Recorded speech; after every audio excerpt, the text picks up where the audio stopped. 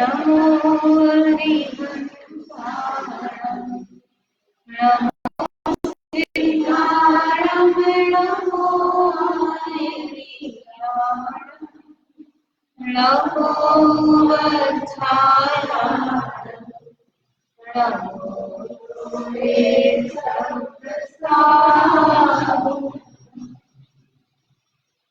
गति वाला पाठ चल रहा था, उसमें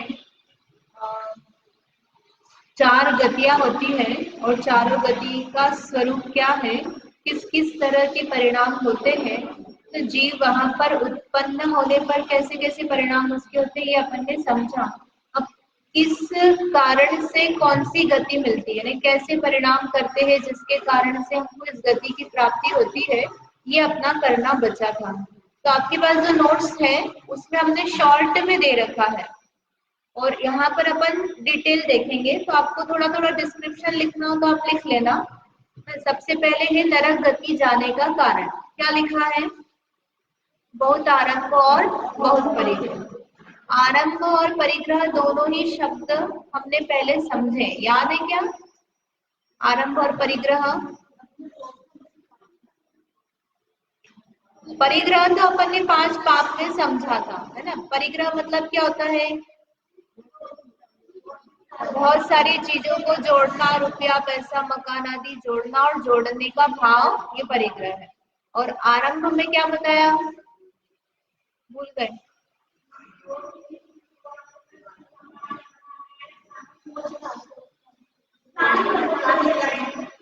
आधा याद है आपको, पूरा याद नहीं है। आलोचना पाठ पढ़ते ना, उसमें क्या क्या आता है, पूरी लाइन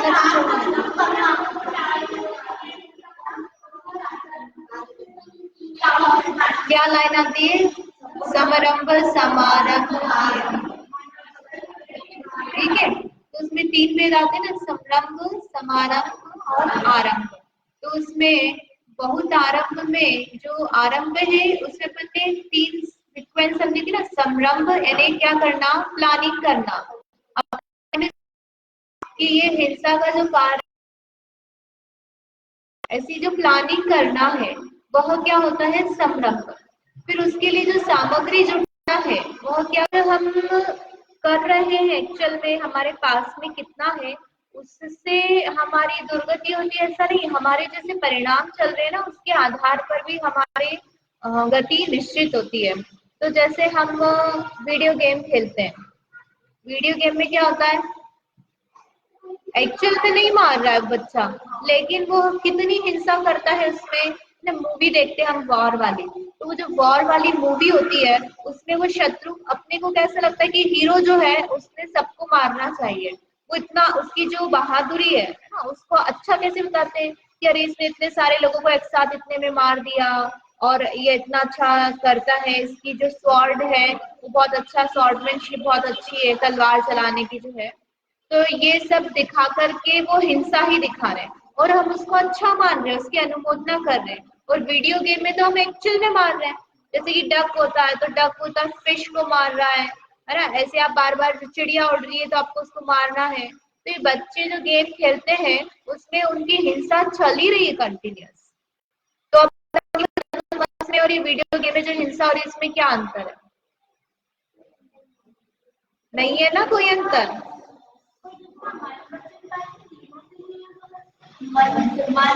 मन से, लेकिन उसमें मन में कितना भाव चल रहा है उसका,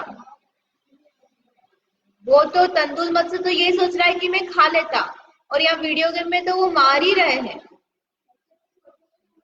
ये मार ही रहे ना, मैंने इसको मारा मतलब वो क्या बोलता है, चिड़िया को मारा, कितनी चिड़िया को मारा, कितनी चिड़िया को मारा। अब वो जो चजल होते हैं, बबल्स होते हैं, उसमें वो आइस बना देते हैं, फिर आप उसको मिलाते हो, फिर ये 3 मिलाओगे तो खत्म हो जाएंगे। तो ये सब जो अपनी भाषा भी चल रही है, अंदर जो विचार भी चल रहा है, तो उसमें वो चल क्या रहा है कि ये मरेंगे, ये खत्म होंगे, तो वो अपना भाव तो आरंभ का ही चल रहा है ना उसमें। तो उसमें यदि उनको खेलना ही है तो आप उसमें बहुत सारे मैचिंग वाले होते हैं, पजल होती है, अरे उनको यदि खेलना है तो आप उसमें क्रिएटिविटी वाले लगाओ जिसमें हिंसा नहीं। पाप लगेगा ना, जैसे कि वो महामत्स्य का अंदर जो आंख में छोटा मछली है, नहीं गई तो भाव का ही अपने को पाप लग रहा है। जैसे एक आटे का मुर्गे वाली कहानी यदि आपने सुनी होगी, तो एक जो राजा रहता है उसके पूरी याद नहीं है, लेकिन उसका ऐसा सार रहता है कि उसकी जो माता है और जो पंडित रहते हैं वो बोलते हैं कि आप बलि करो, मुर्गे की बलि दो, तो वो उसका नियम रहता है कि मैं नहीं मारूंगा।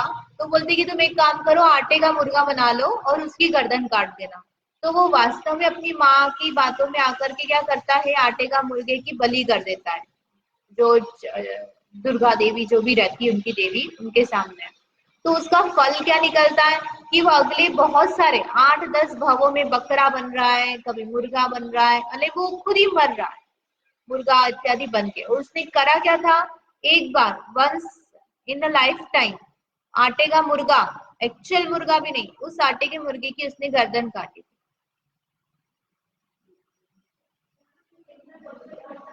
हाँ, इसकी थोड़ी सी आवाज बढ़ाना, इंदिरा आंटी।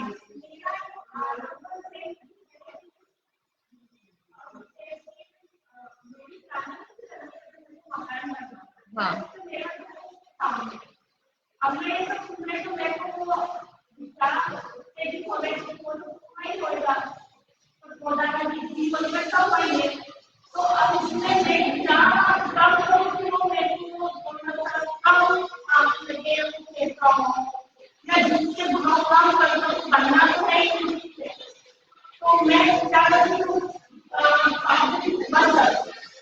उसमें अपने जो प्रोडक्ट यूज हो रहे हैं उसमें कम से कम हिंसा हो ऐसा अपन विचार कर सकते हैं। इसकी आवाज थोड़ी सी बढ़ाना, उसमें कम से कम हिंसा हो ऐसा अपन विचार कर सकते हैं, क्योंकि आप अवॉइड नहीं कर सकते, आपको करनी पड़ेगी।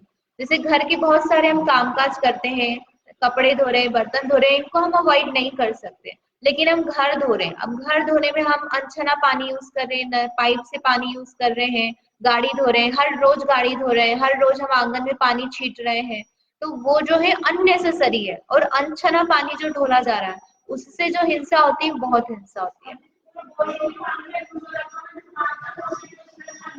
हाँ, आप वैसा कर सकते हैं। ठीक है, तो इस तरह से आरंभ परिग्रह समझ में आया, दोनों चीज है ना। ये आरंभ जो है आटे का मुर्गा किया, उसमें भी क्या हुआ, आरंभ हिंसा हुई। तंदुल मत्स्य ने सोचा, उसमें क्या हुआ, हिंसा हुई, हिंसा का परिणाम। और चक्रवर्ती उसकी परिग्रह भी है, और बहिरंग अंतरंग दोनों प्रकार का।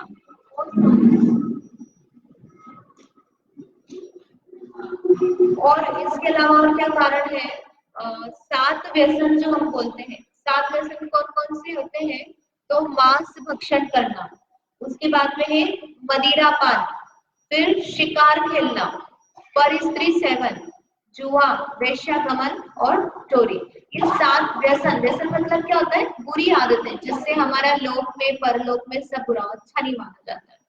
तो पर स्त्री सेवन और वेश्यागमन में क्या अंतर है कि वेश्यागमन तो पैसे लेकर के किया जाता है, और पर स्त्री सेवन तो क्या है, अन्य के घर की विवाहित अविवाहित स्त्री पत्नी जो रहती है उसके साथ में जो अफेयर है, व्यभिचार है, उसको कहते हैं पर स्त्री गमन। तो इस तरह से ये जो सात व्यसन है, इस सातों ही व्यसन नरक गति के कारण होते हैं। आरंभ परिग्रह तो है ही सही, लेकिन इसके अलावा ये जो विशेष है इनसे ज्यादा प्रॉब्लम है। जैसे कि मांस भक्षण है, तो मांस भक्षण कर रहे हो तो आप सोचो उसके परिणाम कैसे होंगे, क्रूर होंगे। और उसकी जो परिणाम होने पर सारी क्रियाएं बनेंगी वो भी कैसे होंगी, क्रूरता। मतलब आप पंचेंद्रिय जीव को मार रहे हो, उसके बिना तो मांस मिलेगा नहीं, 3-4 इंद्रिय तक तो कुछ ज्यादा रहता नहीं है।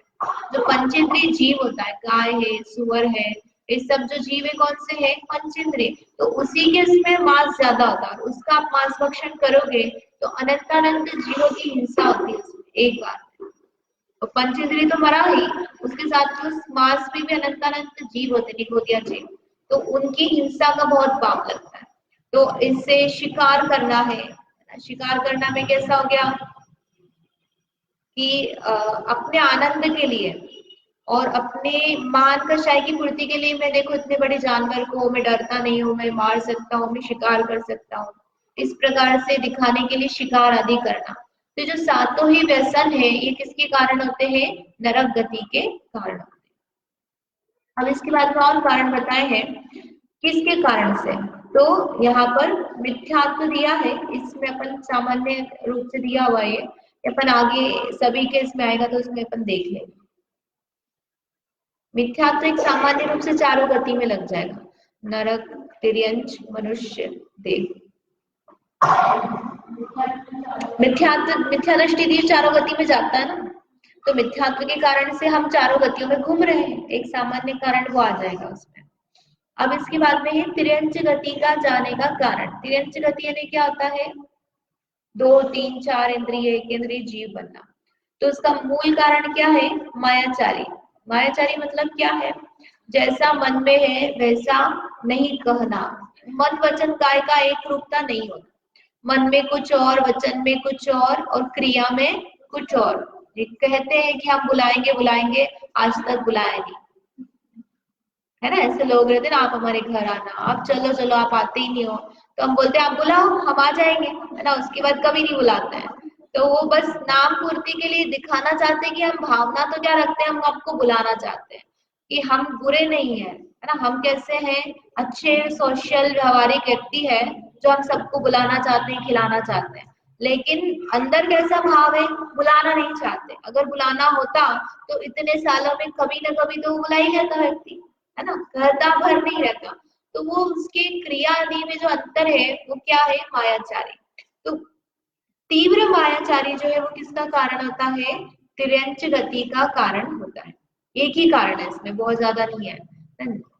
मायाचारी सामान्य से अधिक अधिक जैसे जैसे बढ़ती जाती है वैसे वैसे हीन तिर्यंच गति में एक इंद्रिय ना, जैसे निगोरिया जीव भी आ गए, पृथ्वी जल अग्नि के भी जीव आ गए, फिर 2, 3, 4 इंद्रिय, ये सब जीव आप बनोगे। तो कोई बहुत अच्छी नहीं है, नरक भी अच्छी गति नहीं है और तिरंज गति भी अच्छी नहीं है। इनकी आयु अलग अलग रहती है सबकी, किसी की 20,000 वर्ष है, किसी की 8,000 वर्ष है। पहाड़ में एक जीव नहीं होता, पहाड़ में बहुत सारे जीव होते हैं। जैसे जल है, जल की एक बूंद में एक जीव नहीं होता है ना, उसमें भी बहुत सारे जीव होते हैं।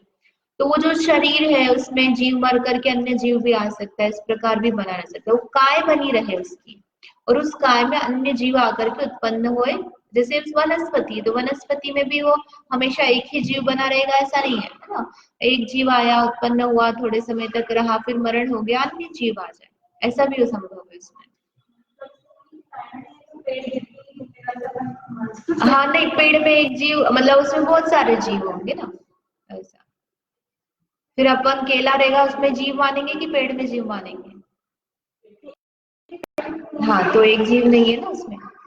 स्थूल रूप से जैसे अपन शरीर का बोलते हैं कि अपने शरीर में एक है, तो आप ऐसा एक मान लो कि एक जीव स्वामी है, और फिर उसमें पत्ते इत्यादि में आप अलग अलग छोटे छोटे जीव।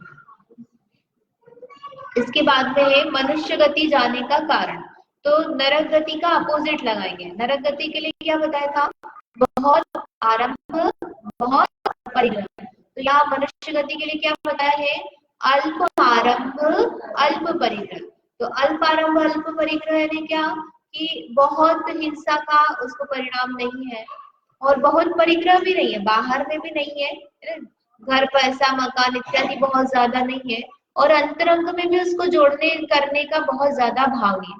मॉडरेट, मीडियम भाव तो है उसके, है ना, आरंभिक हिंसा इत्यादि पाई जा रही है, लेकिन जैसे नारकी के बंध का कारण है उसकी पाई जा रही है।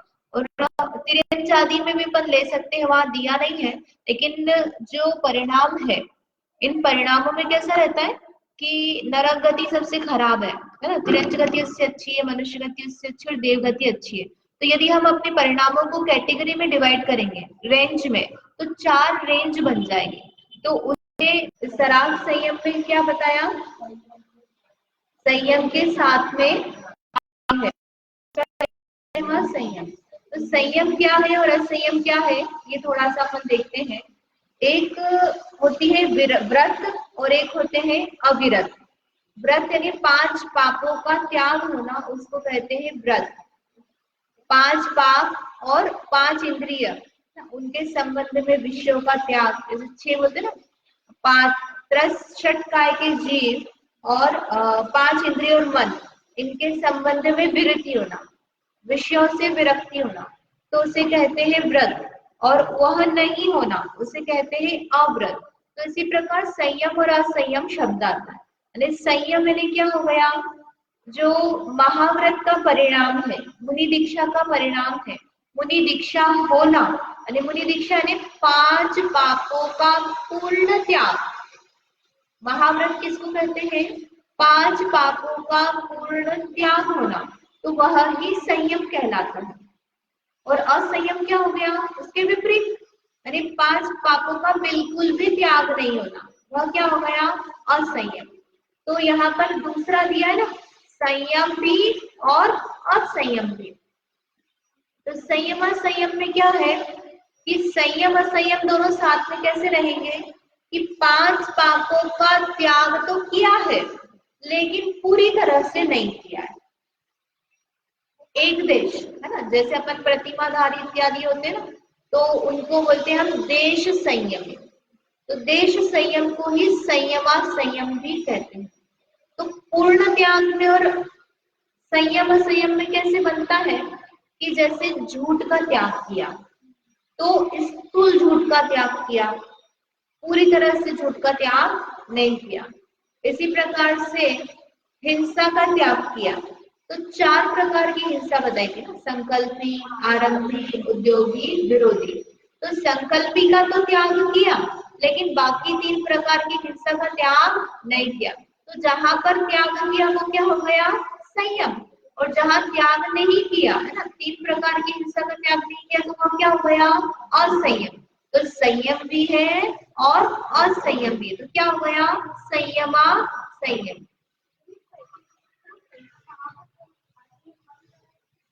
असंयम अनुव्रत नहीं होता है, असंयम मैंने उसको उसके प्रति त्याग का भाव नहीं है, ऐसा लेना। अविरति असंयम आप एक ही ले सकते हो। तो अविरति यानी व्रत नहीं है, तो ऐसे असंयम मैंने उसको त्याग का भाव नहीं है उसके संबंध में, और संयम मैंने उसने त्याग किया हुआ है।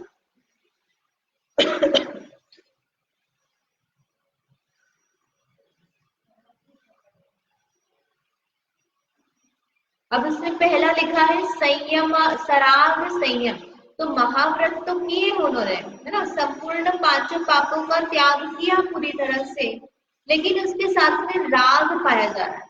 कैसा राग पाया जा रहा है, गुरु के प्रति, भगवान के प्रति। जैसे मुनिराज है तो मुनिराज को साधन देखकर अच्छा लगता है ना, अन्य मुनिराज को देखकर अच्छा लगता है, ऐसी भावना दी, पढ़े है ना, दीक्षा ले ले, आगे बढ़े, उन्नति करे, और ये ग्रंथ छपना चाहिए, ये ग्रंथ अच्छा है। तो ये सब शुभ राग है, किसके साथ में पाए जा रहे हैं, संयम के साथ में पाए जा रहे हैं। तो वह कौन सा भाव हो गया, सराग संयम।